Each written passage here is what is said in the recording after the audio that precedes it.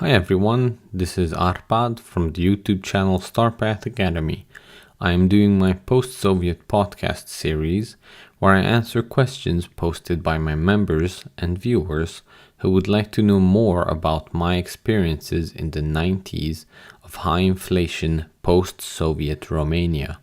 And the question goes: I would really like to know how people handled healthcare needs, please. All right. Well, healthcare was one of those, I guess, jobs that was barely alive in the sense of payment. And let me kind of break that down for you.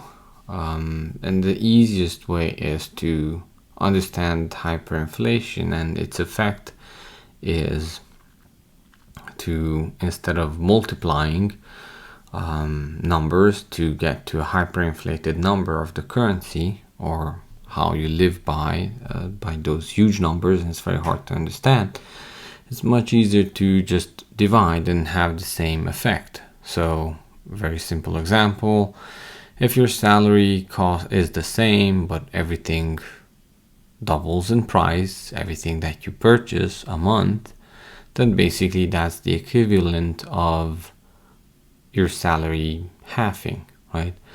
So to understand the effects of it, let's half your salary. So think about what your salary is and maybe even write that down in number.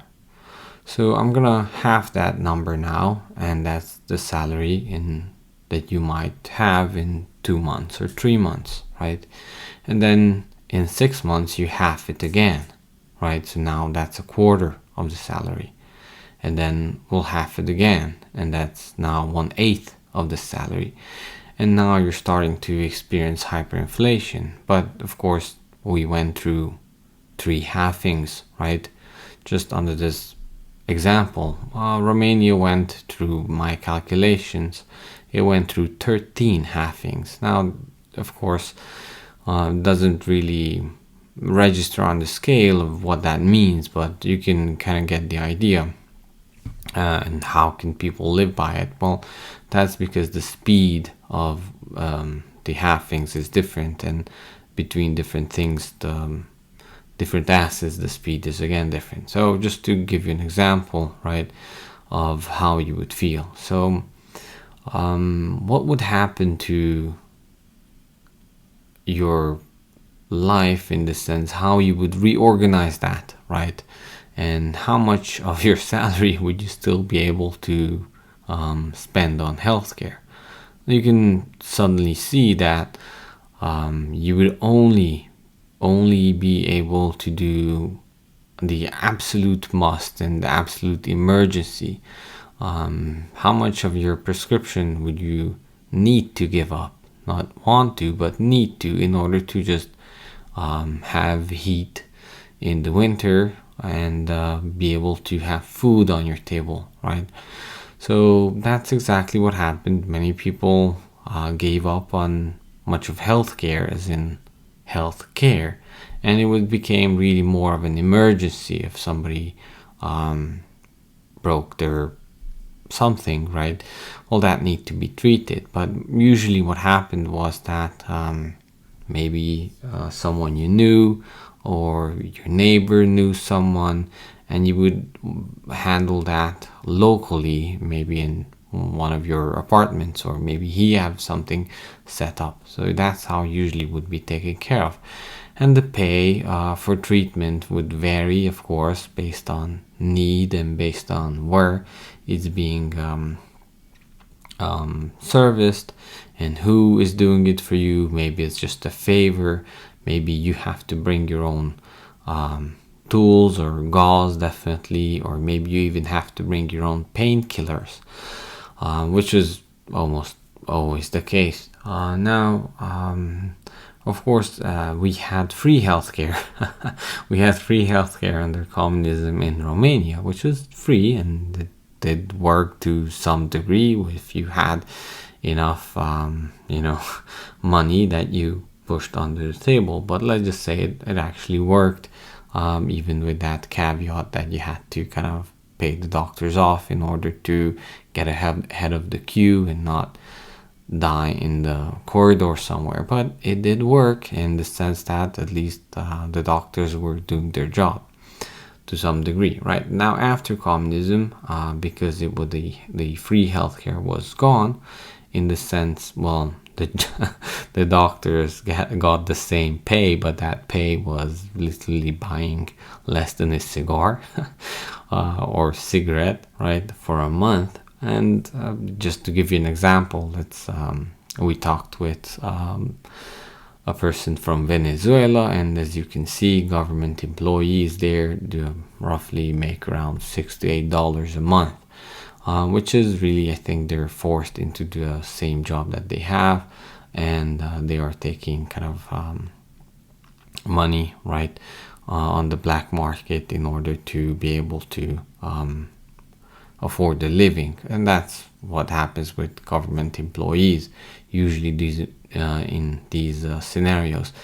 Now, pretty much the same was for the government doctors on the government pay, and they still had the clinics, right, even though everything was breaking down in the sense of the beds, well, definitely no equipment, very old equipment.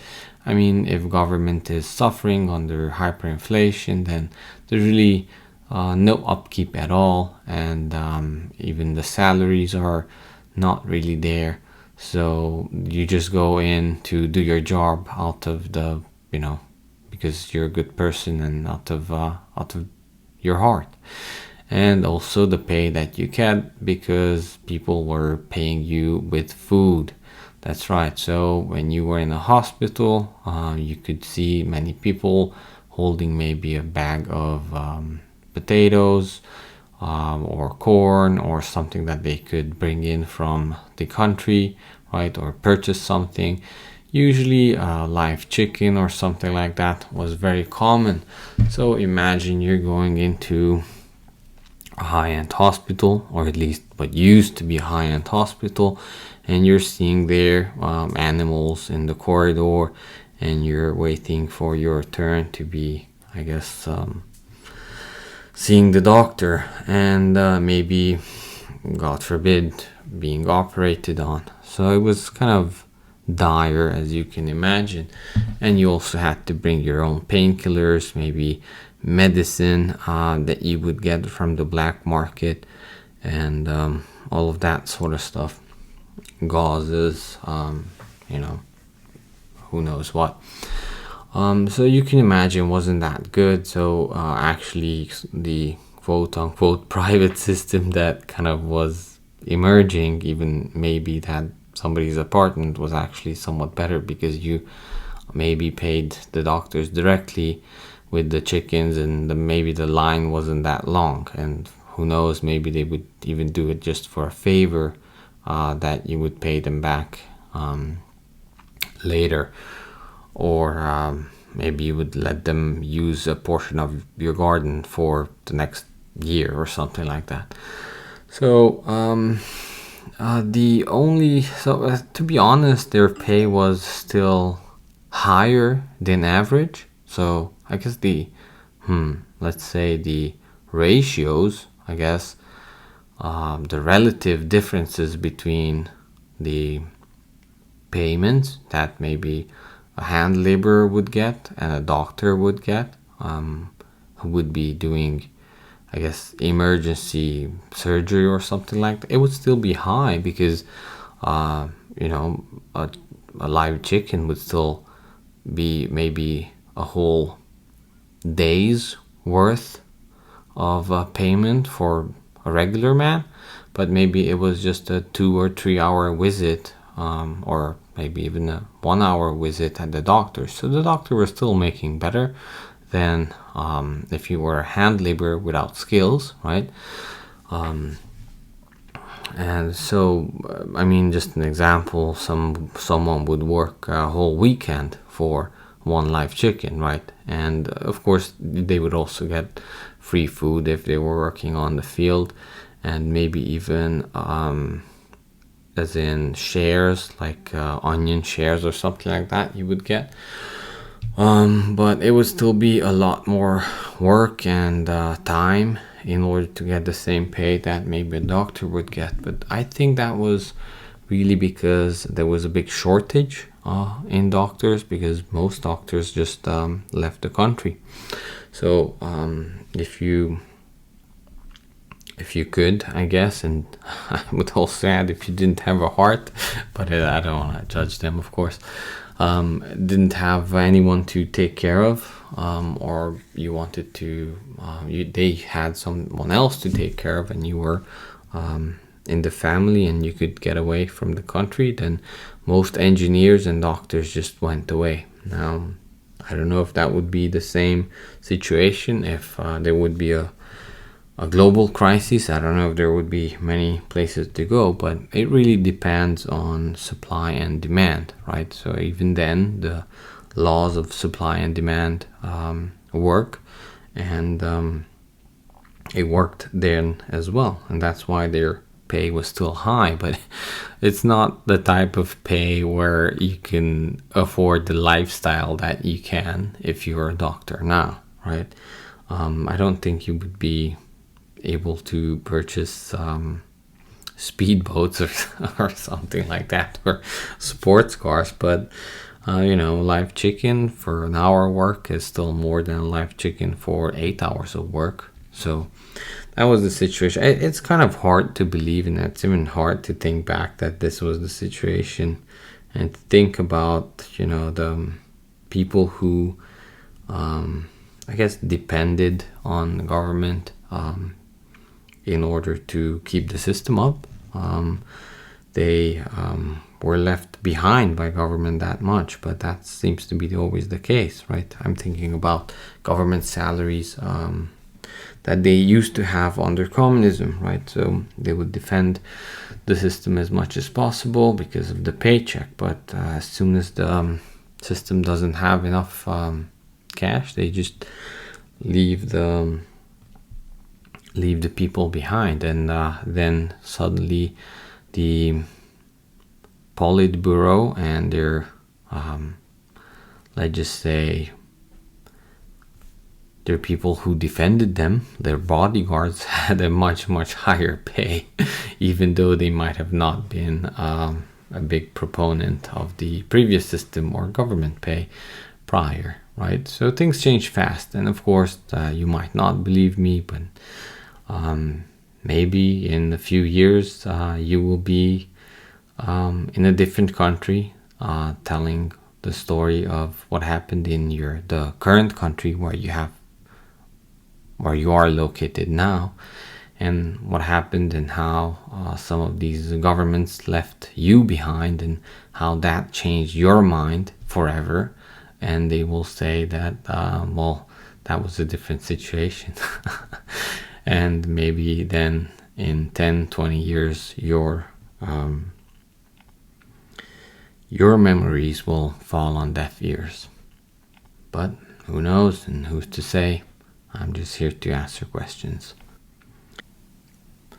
Now, as you can imagine, this did leave a huge gap in the medical field for long-term treatment, all of the nurses and all of that stuff, right? Whatever we have or you have in healthcare.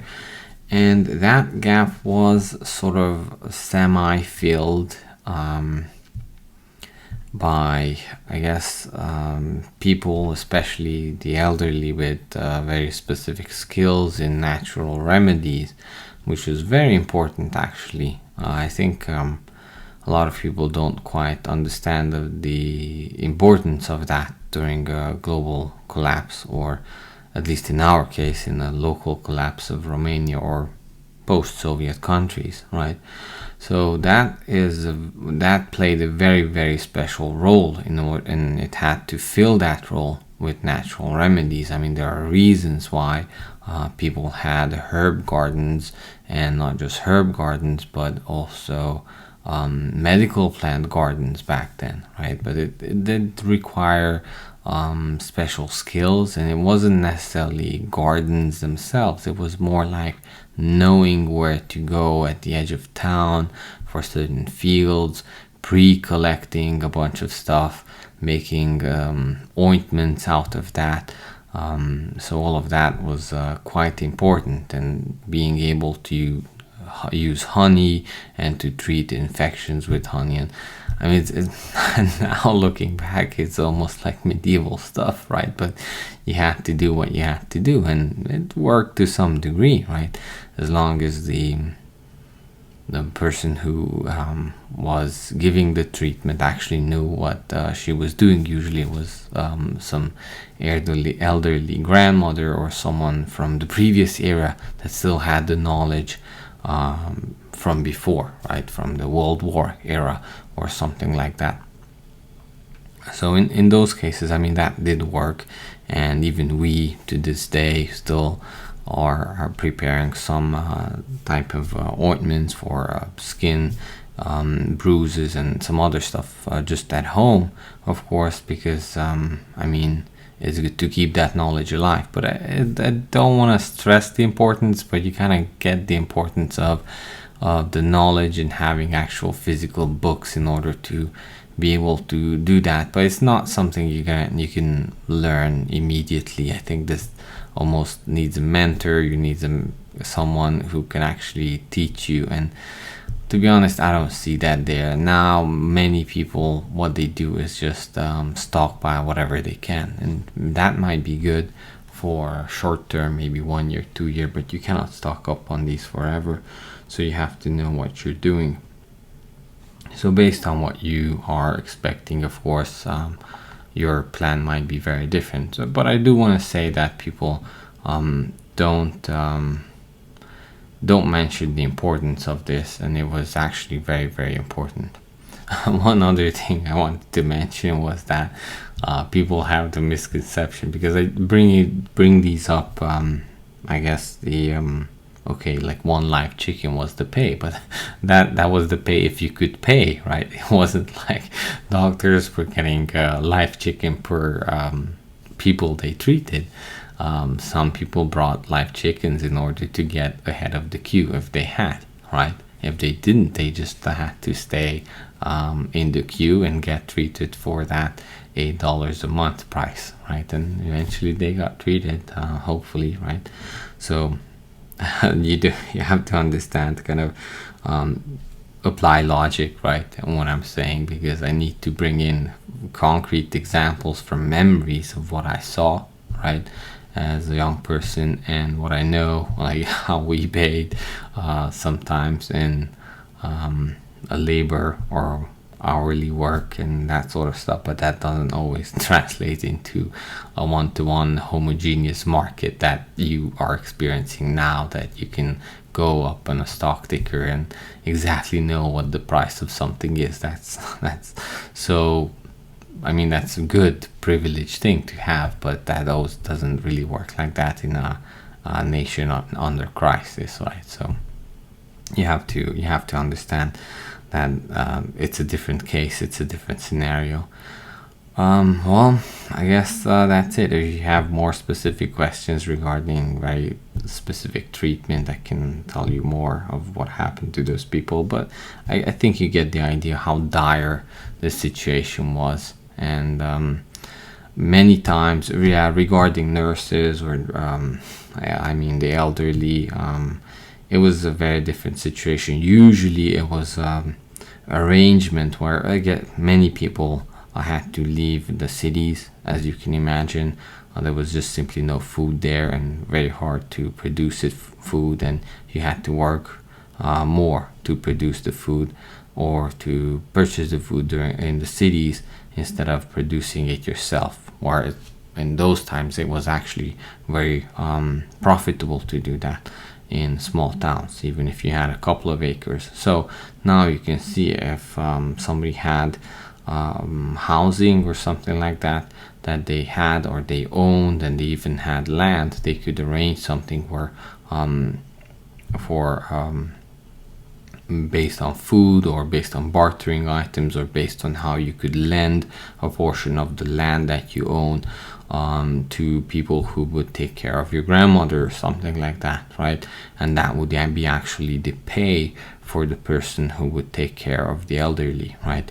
They would contra that, they would receive a portion or a parcel of land that they could manage and grow their own food. So people work out these deals as much they can, right? And these deals were sort of like changing based on the need, based on the current situation, based on the severity of the problem. But people did what they had to do in order to get by, right? So yeah, if you have more specific questions, let me know and I will do my best to answer them. Thank you very much.